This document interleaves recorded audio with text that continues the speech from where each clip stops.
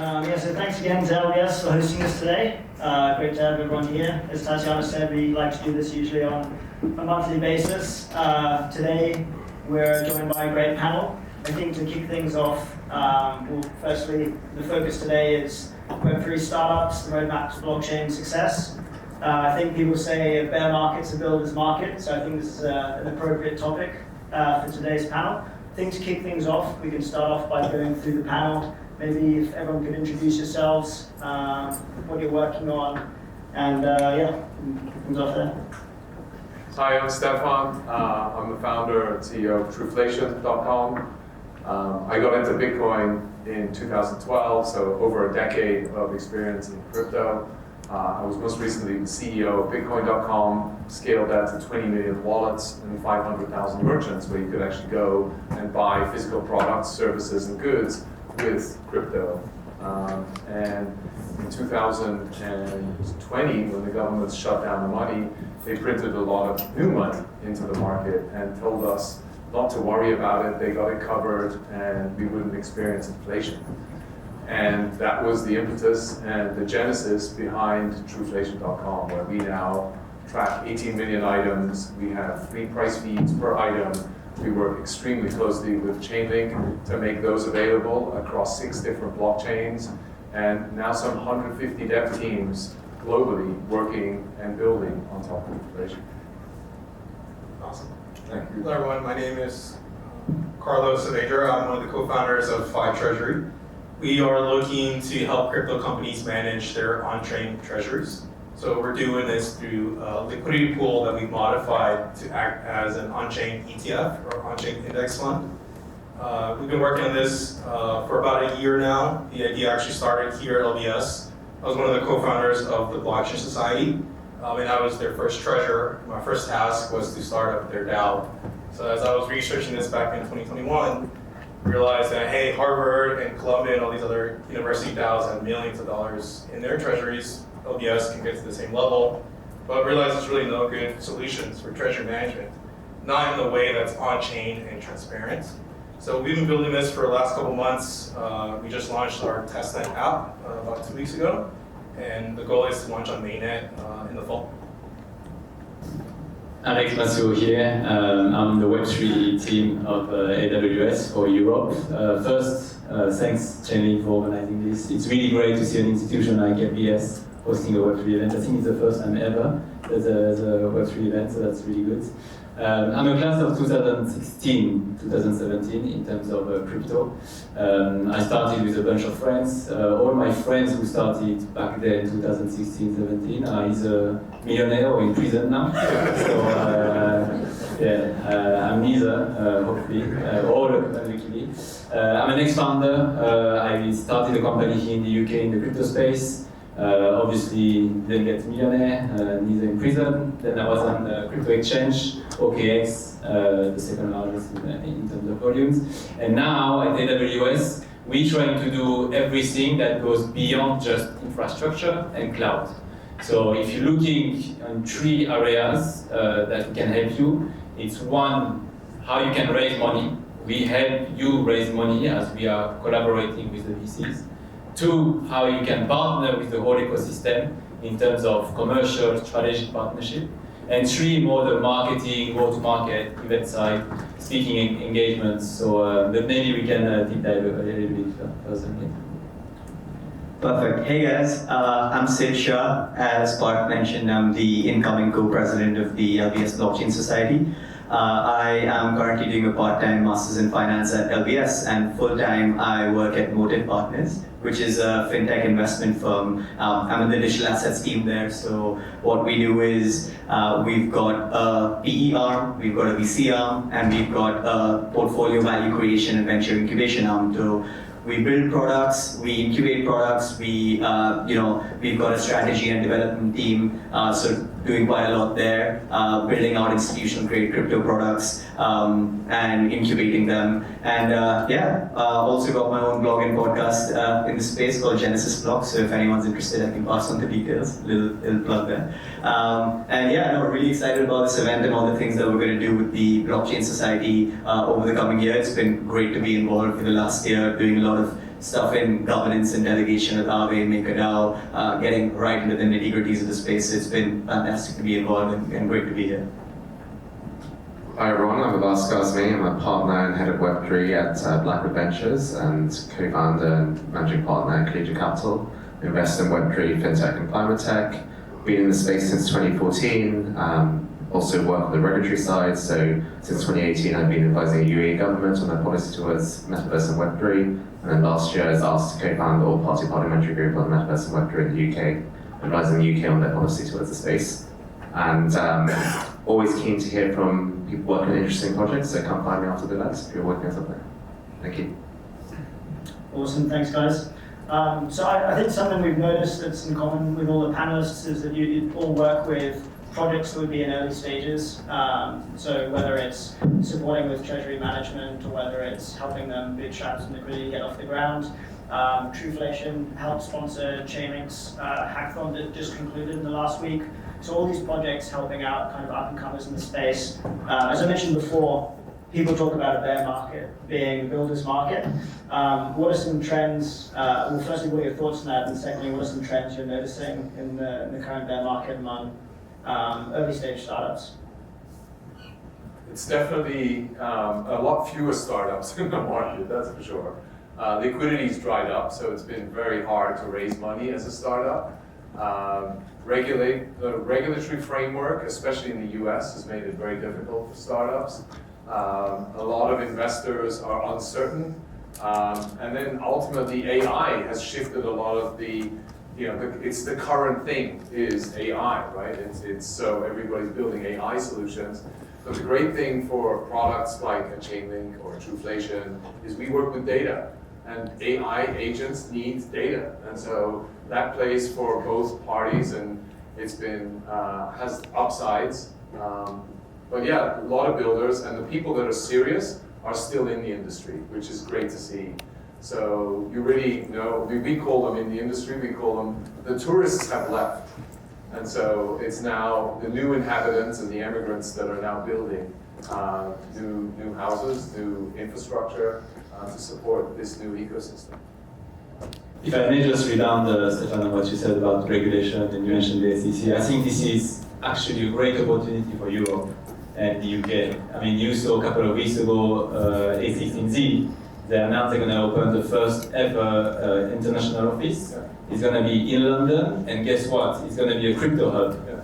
A16Z is 35 billion asset under management, out of which 8 billion is dedicated to Web3 and crypto.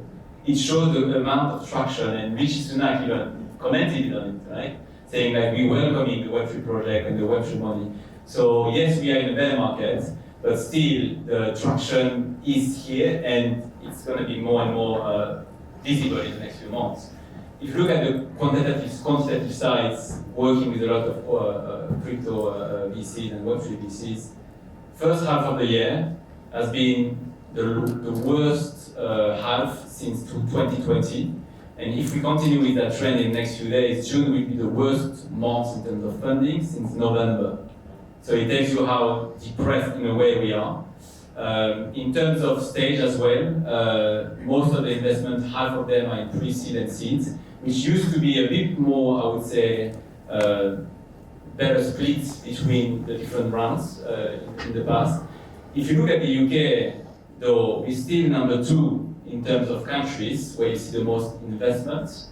And one interesting thing in the UK is that compared to other regions, there's a skew towards financial elements and startups. So DeFi and CeFi are receiving more money here in the UK compared to other regions when you make some kind of comparison. It's not non-financial advice, by the way, just what we observing. What country in Europe is number 1? UK? Oh, you mean EMEA? So it depends it fluctuates between France, Switzerland, and Germany. Okay. Yeah, those 3 countries are always leading the pack, depending. Yeah. But even if you add those 3 countries, you sometimes not even arrive at the level of UK, depending on the horizon that you're looking at. Now it's the quantitative side, right? And if I may just finish on the qualitative side, when we talk to those VCs, yes, now is not the best time to invest. A lot of, I would say, smart money has shifted into Gen AI and LLMs, and they just need to wait Q4 or Q1 next year to redeploy that capital, and it's going to happen no matter what. So it's a matter also of talking to the right person and keeping those relationships in the meantime. I'll say, just like Stefan said, there's tourists, people building, there's also the same with VCs. You know, we've been really lucky at being like an outlier. We've done a couple rounds, been oversubscribed every time. And I think the VCs that are staying, that are still deploying, they really understand the space. They're really value-add investors. The ones we talked to that, you know, in the first meeting, we just know they don't get the space, right? They don't know what a market maker or balancer works and things like that. Just basic stuff that they should know if you're trying to invest in DeFi. Those groups either don't have capital or they're just shifting, and good riddance probably. Yeah, and echo the points made by the other panelists. I'd say actually it's a healthy correction. You know, if you look at what was happening, the valuations and the hype, hopefully a lot of the scam projects, the tourists, are being flushed away, and now is the time really for serious builders in the space. But also, what I've noticed is that a lot of more infrastructure projects being built in the blockchain space, rather than just hype projects on quick get rich quick schemes in terms of tokens, NFTs, etc. And it's the overlap with other industries, so the intersection between AI and blockchain, other sectors, legal tech, fintech. Also, the institutional interest in the space is something that's been very interesting to see. So companies like BlackRock, JP Morgan, etc. There's been a huge increase in the amount of interest being shown in the space. And also, from a government point of view, the rise of interest in central bank digital currencies, etc. And more attention is being paid to space. So I think it's healthy overall, what's happening, and it needed to happen, otherwise there's no overheat. And it'll be a matter of time before things get better again. And yeah, just to finish on that point, right, in terms of people actually building products that have real-world utility. Of course, there's definitely been a correction. Yeah, I agree, it's needed. But some of the things that I've seen, and currently I'm working on building alongside, I had motive. Like for example, actually things that push the space forward and it'll give real use cases. So for example, at the moment we're building an institutional marketplace to source decentralized capital to back Web3 risks. Now insurance is one of the most underserved areas in this space. You've got institutions who are interested in putting their money on the line to actually go and build something in this space, right? You're trying to build products that give that make it easier for financial institutions to offer crypto products to their customers. You're seeing a lot of innovation in actually real-world asset products and projects, right?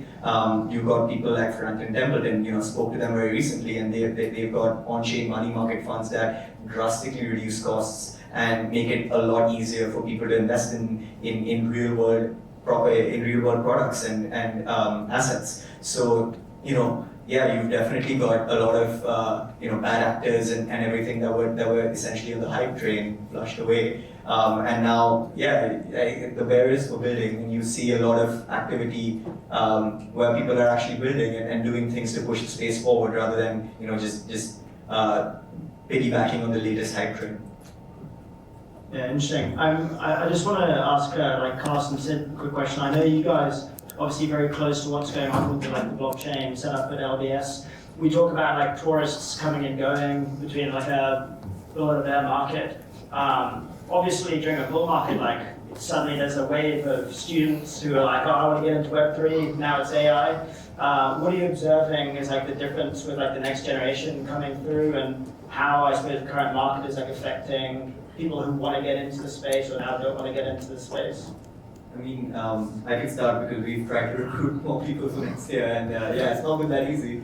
Because you're right. Like, people do, look at what's in the news and go like, oh yeah, where's blockchain? No one's actually spoken about that recently. Or like, oh, what's happening with the crypto coins? They've all failed, haven't they? And you go like, well, we're not really trying to do that. Things like that, But yeah, you've obviously seen less interest, I would say.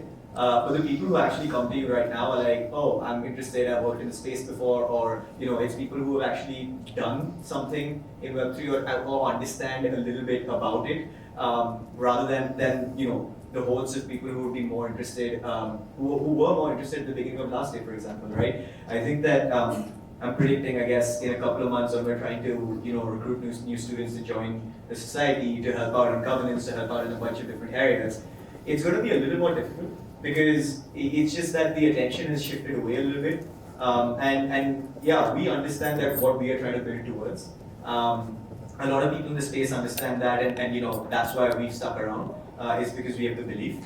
But for new people, it's just a whole new world that you have to introduce to them. And when it's not top of mind, it's kind of out of sight. Yeah, I guess I added just different career trajectory, right? LBS. There's a lot of people that just go into like work at central banks or for governments at LBS, right? Or consulting, investment banking, these like very catered paths. And in blockchain, if you spend a bit of time learning, it almost makes more sense just to go do your own startup, right? There's so much capital. So it's a little bit of a power law effect in this last couple of, like 1 or 2 years. We've seen a few startups come out of LBS blockchain society that have been really awesome. People building on Sphinx, people building like Decentralized YouTube, raised a fair amount of capital and are kind of up and running. So that's pretty exciting. I think over this next year, it'll be about identifying those people that just really want to be founders, and then trying to hedge them as much as possible. Because they'll really will move LBS and the whole industry forward. And that's very different than some of the other clubs at LBS that are about structured recruiting, bringing in managers, and there's a lot of gatekeepers there. But with Web3, there's really not. So it's a lot different. It's a different mindset, obviously. So it's trying to shift people's perceptions about gaining experience, right? People always come to me, it's like, I don't have any experience, how do I get into crypto? It's like, go join Discord and just like join it out, right? It's like, it's very different, than like trying to work at a bank and you need to go do all these coffee chats. But we're really hopeful for this next year, LBS will be a really good hub. We're already partners with A16Z. We were their delegates last year, and we're hopeful that they'll be really committed to helping us grow and using us as a way to really help launch startups here. I love startups, right? So to your point, it's so invigorating. It's adrenalizing. You need a lot of energy. And I've launched some 10 startups or something now. Some went really well. I was down to on one of my startups, didn't work out. I maxed out all my credit cards. I was huge in debt. I had 3 kids in school. I had to pay rent. I went to the ATM, nothing, none of the cards worked. I had no money. And I didn't dare tell my wife that was the case. I was right, pretty much rock bottom. I made all my money, I reinvested it and deployed it, lost everything again. And then you go back and some other new technology came along and made it all back again. But luckily, the most joyous moment was on the Friday. This was maybe on a Wednesday or something, and then on a Friday, a customer paid their bill, and I could pay salaries, I could pay my rent, I could pay. So it was like that. That's how quick it comes together, right? I mean, what do we say? In 1 year is like a dog year, and then multiply that in crypto. 1 year is a dog year, so you have 2 different dog years in one year, right? So it's like 1 year is equal to 14 in a normal bank or a big company or something like that. So just beware of that, and just go, man. Just if you really believe this idea is going to work, you just got to go. Don't ask, don't question. You'll stumble, you'll fall. We all fall. There's no doubt about it. You don't want to lose. You don't want to be in a situation where you have no credit cards and no money left. But what I learned from that is never again will I encounter and put all my wealth, my personal wealth, at that risk anymore. The opportunity cost is too big. And that's why you have VCs who help take that opportunity cost off your back. Hi, firstly, really inspiring. Thank you so much for that. We briefly talked about emerging economies right now, and that's what my question is about. There's like immense research papers about like the benefits of Web3 for the emerging economies, especially like DeFi, bringing benefits and unbanked people in these countries. But like you do not see a lot of Web3 startups in emerging economies. You do not see a lot of companies like Coinbase prioritizing emerging economies. I asked like the director of marketing of Coinbase the question when they came to my university, and they straight up said we're not prioritizing non-European economies.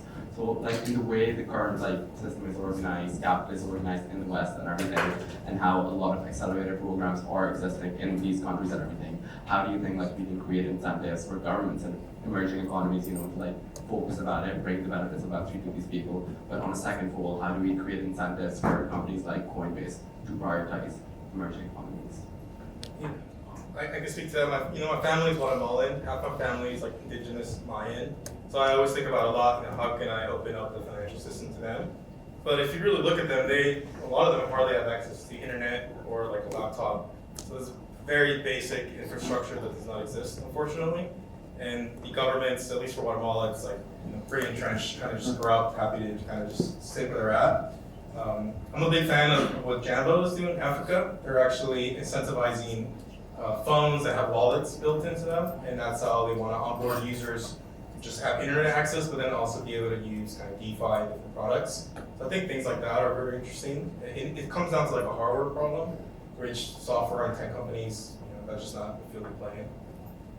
I think the point you made is interesting where you said, Coinbase has been looking outside of Europe and other companies. I don't think the answer is going to be Western companies coming to save the developing world and knights in shining armor. I think it needs to be local solutions being developed by entrepreneurs in those markets that understand those conditions and the unique quirks and complexities of their own markets.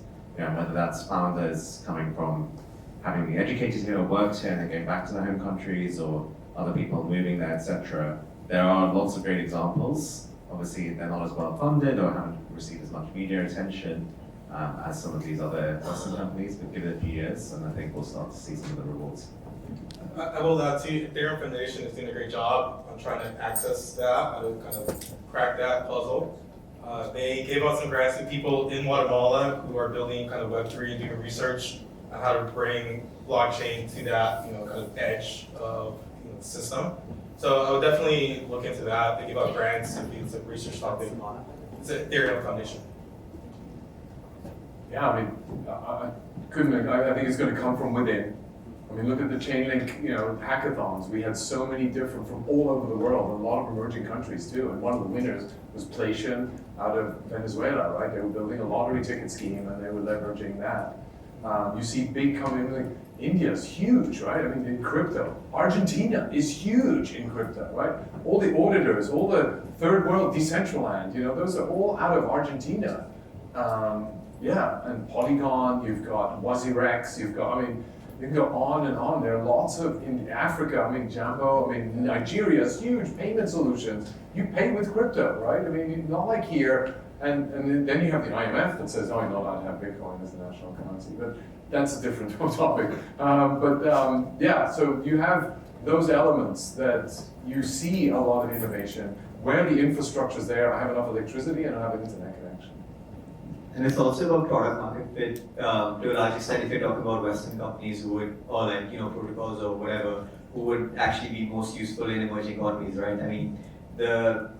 The places which have a lot of crypto usage are actually, in terms of an economic perspective, like Steph mentioned, you've got Argentina, with huge inflation problems, Turkey, huge inflation problems, where the national currencies are actually, not as privileged as the national currencies of Western countries. So where you've got product market fit, where you've got people who can actually benefit significantly from holding their assets, in stable coins or or even, actually in like the highest form of money that is Bitcoin, it would really be beneficial for them, and that's where you see a lot of uptake. Now, in terms of incentives, I think it's a little bit difficult because a lot of this technology, it is based on, it's based on hard math, it's based on computer science, it's based on infrastructural capabilities being available for the citizens of that country, and those need to be developed, and unfortunately, that's beyond the purview of other economies to be able to do that or to engender that, and that does need to come from within, like Abbas said as well. So it's a combination of some of these factors of need, but also of the grassroots taking hold. We see definitely a lot of innovation from those regions. Latam, Africa, Southeast Asia. There's a fantastic community and third world economy there. Look at two countries who took Bitcoin as a legal tender: El Salvador and Central African Republic. Right? So there are definitely a lot of things, and it's also sometimes a matter of maturity of the market. Someone was asking what you learned as a founder. As an ex-founder, I failed as an ex-founder, and one of the biggest lessons that I learned from it is sometimes you need to accept that as an innovator, that being told that you're wrong for a long time. and go against everybody, what everybody is telling you. And maybe in those regions, sometimes the market is not there yet, but they need to be bold enough and strong enough to be told they're wrong for a long time enough. You took Amazon as an example earlier. Jeff Bezos, when he tried to raise his first amount of money, he wanted millions, he got $70, right? And look where he is now. So sometimes you need to be bold and strong enough, which I wasn't back then. Hi everyone, thanks for the talk today. So I have two questions, one for Stefan and for Alex. So first, Stefan, so you say that you was able to scale Bitcoin.com to 20 million wallets. So I wanted to know what was the strategy behind that, and what would you do today if you had to restart that for another company or another project. And Alex, the question is about the marketing. You said that you provide marketing for a project within AWS.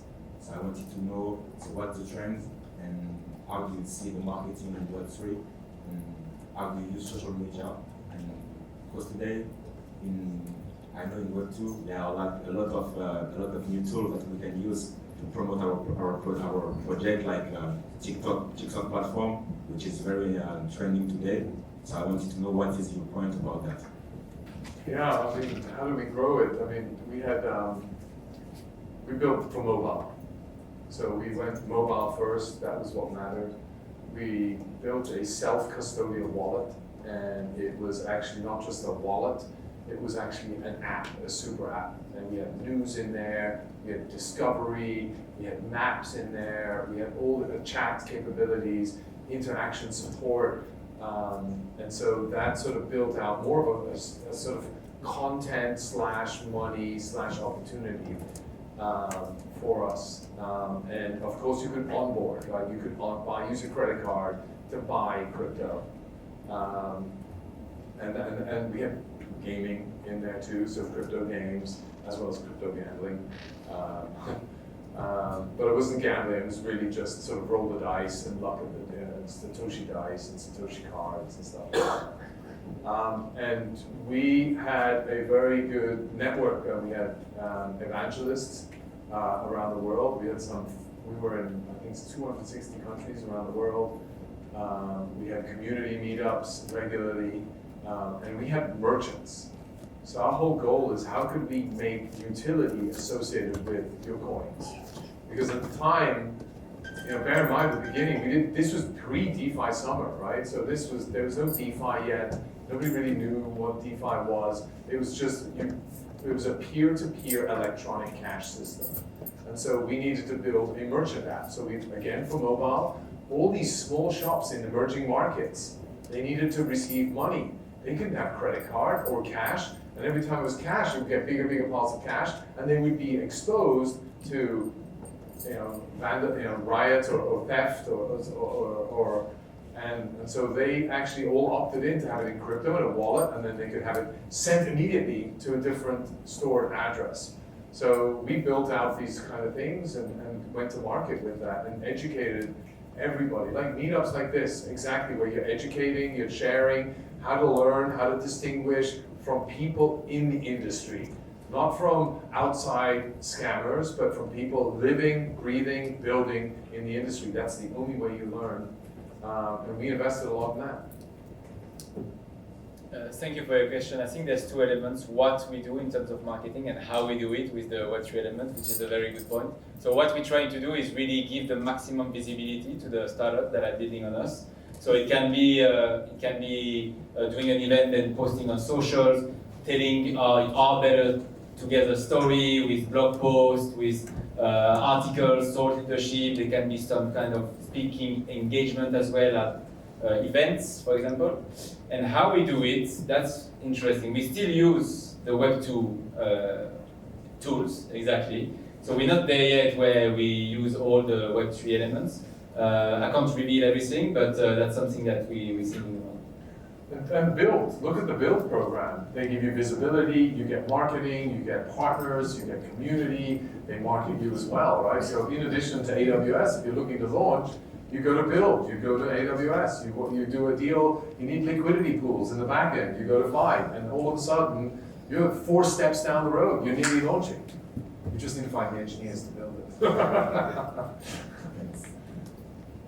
Hello. Okay, great. So I guess this is a question for every single one of you, right? From where you're sitting, whether you're a VC, a project, or a builder, what is one single trend in crypto that you're most excited about? And what is the biggest obstacle in realizing that particular vision? Yeah, I think, new one. So yeah, I think there's, if you look at today, we have currencies that are managed by central banks. We have a large set of stable coins that are managed by centralized entities like a Tether or a Circle. And there's this whole emergence of decentralized stable coins that hasn't really taken off. For whatever reason, trust, maturity of the software, the lack of open source software to solve and hold the coin secure and scale at global level. And a regulatory framework, right? I mean, in essence, these decentralized stablecoins are competing against the incumbents, the regulators, as well as the central institutions that are benefiting from this centralized entity. So it's a very challenging task overall. And what is the next DeFi summer to enable that? And I'm most excited about inflation-protected stablecoins, so that you can have what we call a flat coin that keeps your purchasing power. So all your hard-earned money doesn't get diluted. That's mine. Yeah, I think that's a great answer. I think in the long term, I've been super bullish on DAOs. I'm a DeFi Vaccine. I think it has the opportunity to really change even how, I think the end game for DAOs are like, tax collection, for example, right? That's something where you pay into it, you don't necessarily know where it goes into. But if you think about it, DAO and a shared community treasury, that is something that could be, you can have a community be like, why can't we pull money together to fix this road and ensure that it's actually being efficiently spent? I think that future is, probably 2-3 cycles away. In the near term, I think it's DeFi, right? Existing products, there's a lot of still existing financial products that don't exist in crypto or are very inefficient still. There's things that have come up just in the last year or two, like layer 2s, protocol liquidity, for example, that now enable some of these products to really work properly.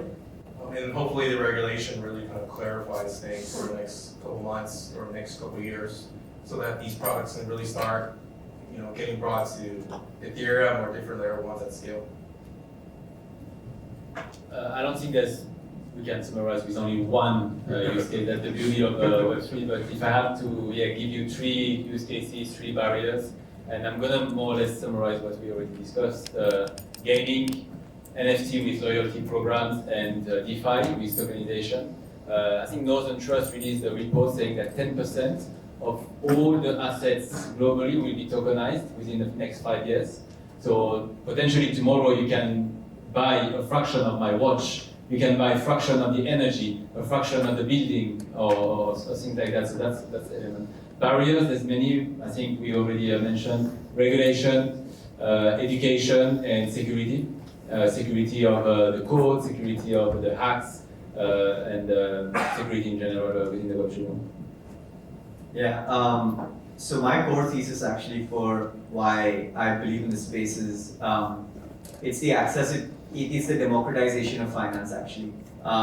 So that's why my answer would be the tokenization of real world assets, and I've said that before, and that's the reason that I'm excited for the next however many years, and it's because it actually gives people the opportunity to invest in many different kinds of assets, to actually be able to tune their portfolios according to their risk preferences. And I think that's very important, because the reason that there's a lot of inequality in the world is because of the lack of investment opportunities to people. And it keeps on getting worse and worse because you keep on giving rich people better opportunities to invest. And the ability to distribute products that have more fine-tuned risk profiles to individuals will actually, hopefully, help reduce that level of inequality. And that there are quite a lot of challenges to that. I mean, a couple of just off the top of my head would be obviously regulation is one of them. You need a lot of laws, a lot of regulations are created for the world that we're in today, not the world that we want to be in. So a lot of that has to change. But also actually a core problem is liquidity, because if you've got an illiquid asset, it's actually very difficult to gain liquidity for that asset even if you fractionalize it a lot. The solutions could be, something like actually creating baskets of different types of assets with similar risk profiles and then bundling them up, things like that. And that's what tokenization and blockchain technology enables. But yeah, the use case I'm most bullish on, I'm most excited about for the next how many decades is this one, because it's just helped make the world a little bit more equal.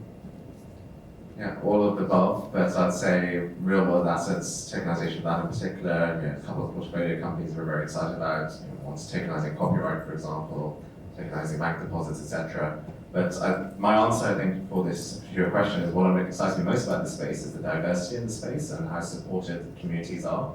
It's very rare to find other industries that can compete in terms of the level of support, the level of vision as well, that people kind of, a lot of people in the Web3 space come across as evangelists, and some people think it's too much, but actually it's people who believe in the power of community, decentralization, the ability for diverse people around the world to get involved as well, which is very refreshing when you look at a lot of the founders of these companies or the people operating in the space.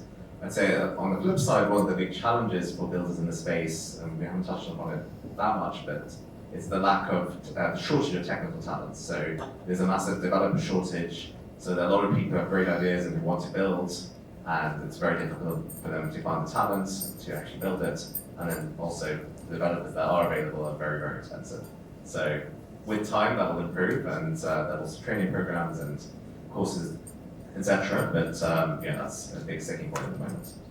If you want to start a startup in tokenization, there's 3 barriers that were mentioned: regulation, liquidity, but the third one is education. Who knows how to trade a fraction of the watch, or a fraction of the energy, or a fraction of a building?